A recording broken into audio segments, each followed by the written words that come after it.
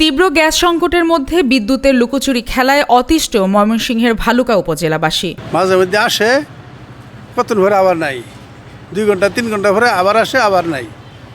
অবস্থা রইল যে আগে বিদ্যুৎ থাকতো, মাঝে মধ্যে যাইতো, এখন মাঝে মধ্যে আসে। সবচেয়ে বড় সমস্যা হয়ে গেল প্রতিদিন আপনার লোডশেডিং, দেখা যাচ্ছে কারেন্ট থাকেই না, মাঝে মাঝে আসে। এখন এই লোডশেডিংয়ের মধ্যে এই অদৃষ্টে আমরা আসলে বাসাবাড়ি থাকাটাই মুশকিল হয়ে গেছে।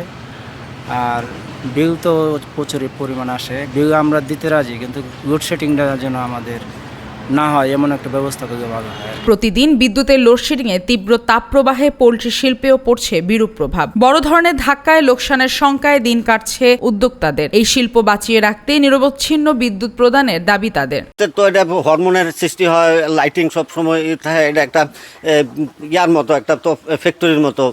ডিম উৎপাদন করতে গেলে এর জন্য লাইটিংয়ের প্রয়োজন, প্রতি মুহূর্তেই লাইট এবং মোটরের পানি টানি খুব ইমার্জেন্সি বিষয় বিদ্যুৎ আর কি। তো রাতে কারেন্ট থাকে না, মোবাইলে লাইট জ্বালিয়ে পড়াশোনা করতে হয়, পড়া সম্পূর্ণ হয় না, স্কুলে গেলে স্যার পানিশমেন্ট দেয়।